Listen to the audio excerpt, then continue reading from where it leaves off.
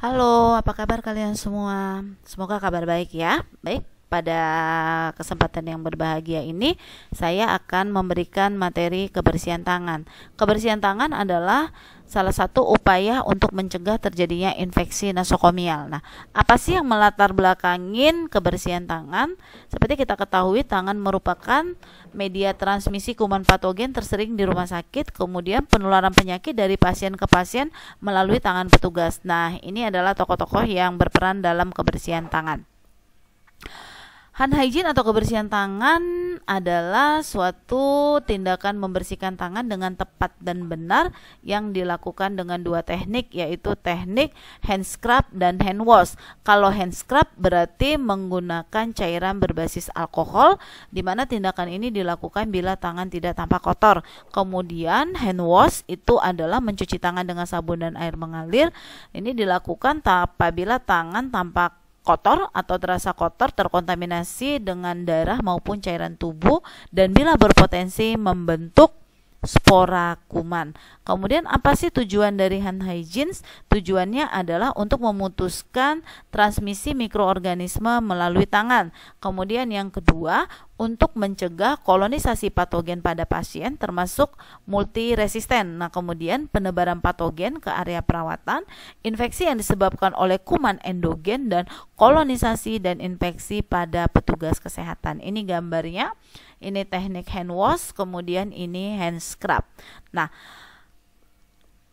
seperti kita ketahui, mikroorganisme di tangan itu ada dua, yaitu ada mikroorganisme residen dan mikroorganisme transien. Penjelasannya adalah mikroorganisme residen, ya, itu adalah mikroorganisme yang tinggal di lapisan kulit yang lebih dalam serta terdapat di dalam folikel rambut dan tidak dapat dihilangkan sepenuhnya. Yang kedua adalah mikroorganisme transien. Ini biasanya berada dalam lapisan luar kulit, diperoleh melalui kontak dengan pasien, petugas kesehatan, atau permukaan lingkungan yang terkontaminasi.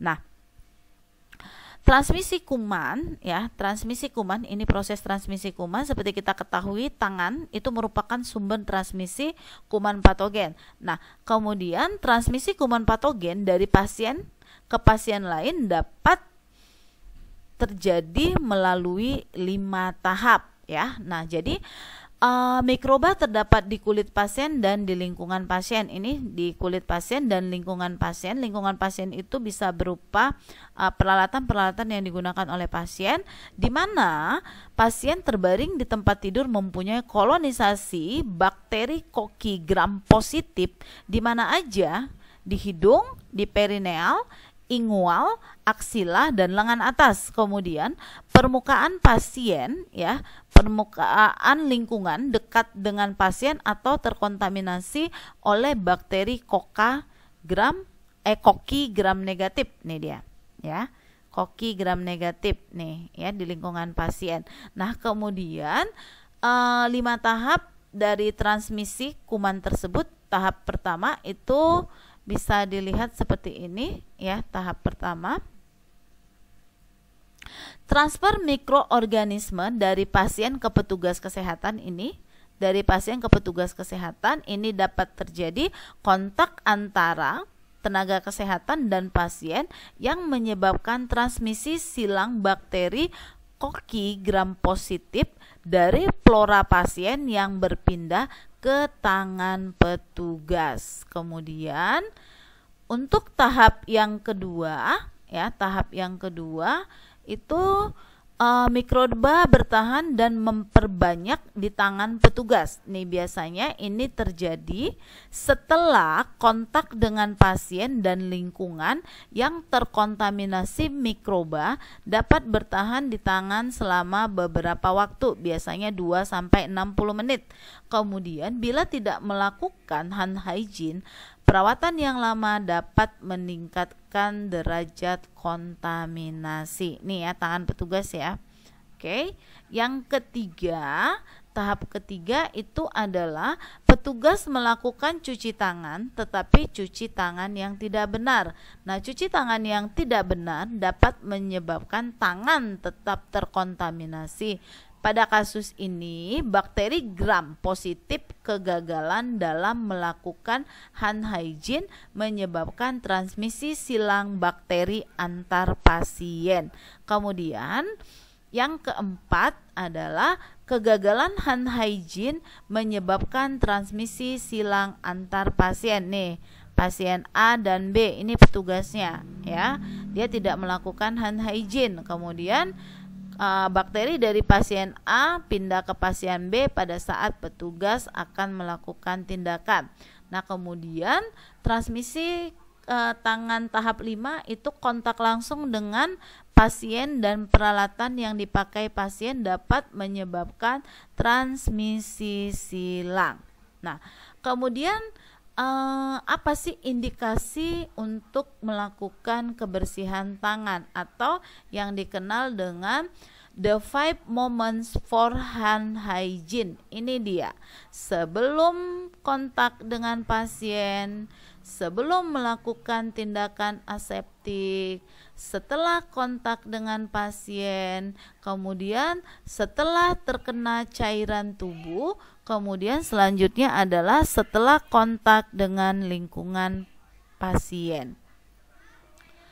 Indikasi kebersihan tangan lainnya dapat dilakukan nanti mungkin ya pada saat tiba di rumah sakit ya, kemudian sebelum masuk dan tinggalkan ruang pasien, di antara kontak pasien satu dengan pasien yang lain, sesudah ke kamar kecil, kemudian selanjutnya adalah bila tangan terlihat kotor.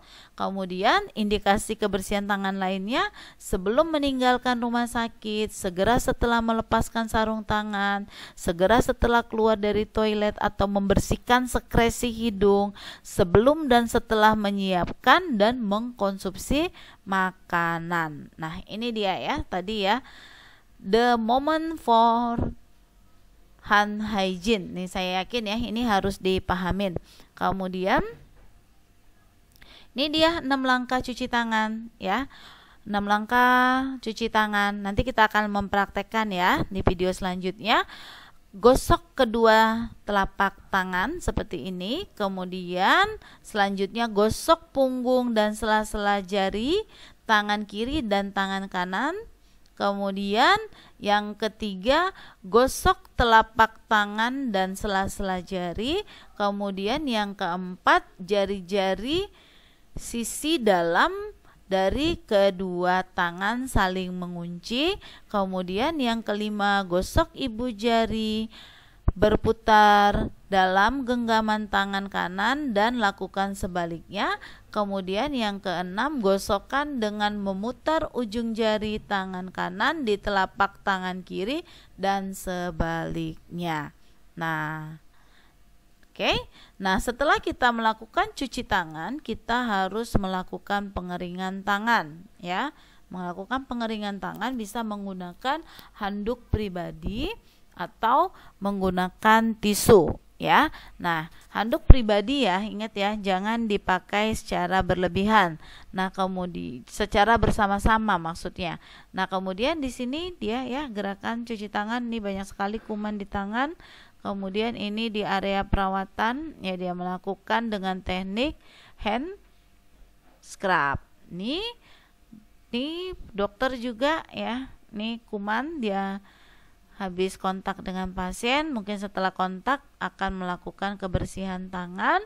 Kemudian selanjutnya adalah nih ya, pasien sakit, ini pengunjung berpelukan, kemudian ya ini harus melakukan kebersihan tangan juga.